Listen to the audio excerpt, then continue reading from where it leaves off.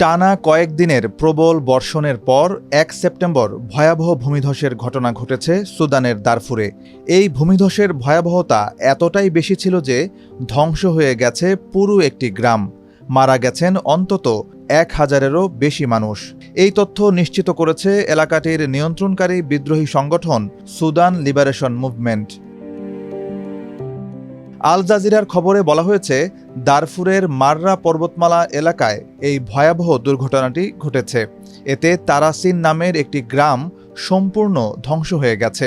মারা গেছে গ্রামের সব বাসিন্দা, যার সংখ্যা ১,০০০-এরও বেশি। তবে সুদান লিবারেশন আর্মির দাবি, এই দুর্ঘটনায় গ্রামের একজন বেঁচে আছেন।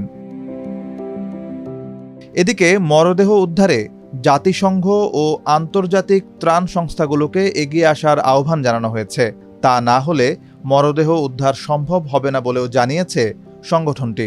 তবে এতে সমস্যা হলো, এলাকাটি অত্যন্ত দুর্গম, ফলে গাড়ি বা স্থলপথে এলাকাটিতে পৌঁছানো প্রায় অসম্ভব।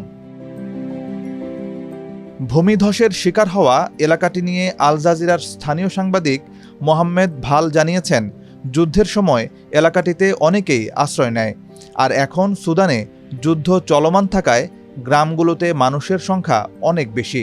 অনেকেই অন্য অঞ্চল থেকে বাস্তুচ্যুত হয়ে এখানে এসে আশ্রয় নিয়েছেন, আর এই এলাকাগুলোতে মানুষ চরম দারিদ্র্যের সঙ্গে দিনানিপাত করছেন। এখানে না আছে স্কুল, না আছে সরকারি কোনো সেবা। এখানে বেঁচে থাকার একমাত্র উপায় হচ্ছে কৃষি। এদিকে সুদানে চলমান যুদ্ধ পা দিয়েছে তৃতীয় বছরে।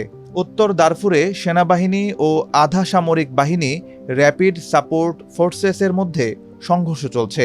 জীবন বাঁচাতে মাররা পর্বতমালায় আশ্রয় নিয়েছিল বহু মানুষ, কিন্তু এখন অঞ্চলটিতে খাবার ও ওষুধের চরম সংকট দেখা দিয়েছে।